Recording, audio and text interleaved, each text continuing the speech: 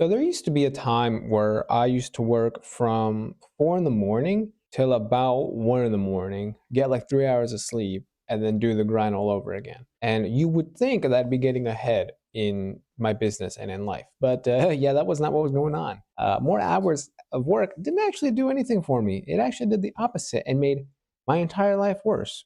And at the time, I was very blinded by what was going on. But in retrospect, I was being a fucking dumbass. So it was during a time when I was still in college, still doing my part-time job as an instructor and trying to build a book workshop all at the same time. And so I'd wake up pretty early, do some book work, go to school, go to work, do some book stuff, and go to sleep and repeat the process. And the reason why I was doing so much is because I took every single deal, every single opportunity, every single client. It didn't matter if it was good or if it was bad. I took it all. And it wasn't because it was the right thing to do. It was like the only thing that I could do to get a consistent source of inventory. Because for Amazon Media, the business revolves around you getting inventory. And if you don't get inventory, you don't make money. So I was working really, really hard to get this inventory, but it just wasn't working because I was barely making anything at the time. And my big issue was that if I stop, I don't make money and this whole ship falls apart. And that's bad because,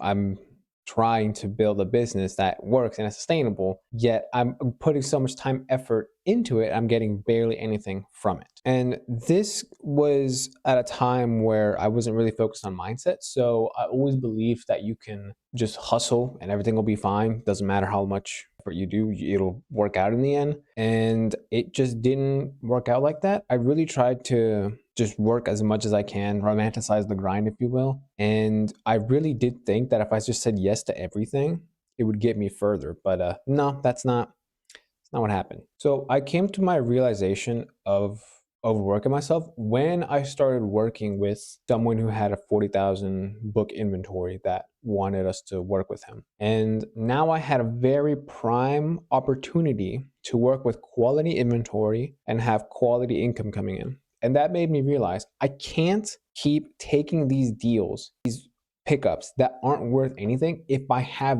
this core thing that demands my attention. So I started slowly over time saying no to some of these pickups. I would require images. And if they didn't send images, I wouldn't bother. If they told me, hey, do you want to, like some people had the audacity to say, hey, do you want these 2 books and pay for them? No, that ain't what I do, bucko. Piss off. And I'll tell you what, I got a lot of my time back and managed to get a lot more done when in reality it was like a lot less overall work because it was like maybe 1 to 2 big deals a week, whereas before it was like 20 small ones every week, which I'll take the less work overall for more money if you ask me. So nowadays I still follow with that same thing, but I even follow it more religiously now. Since I've worked with a lot more people with more inventory, so on average, some people would give me like 5 to 600 books. Nowadays, I require like 1,000. Less than that doesn't seem worth my time unless they explicitly show me images or tell me what it is.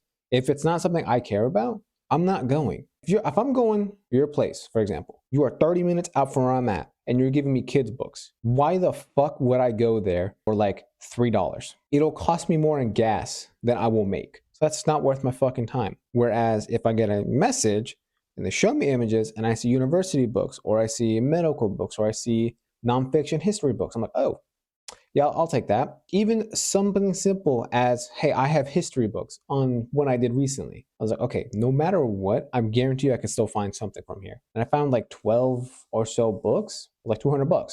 That's worth my time.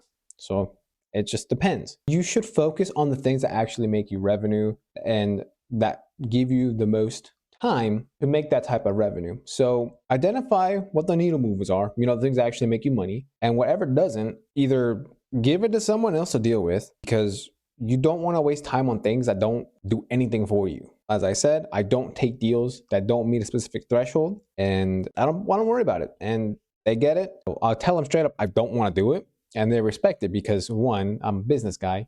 2, they usually come back later with something else that I'm interested in. Like, oh, hey, look at that. That's stuff I actually care about. Sure, I'll work with you now. I understand working hard, but if you're working hard on the wrong things, really, really, really bad.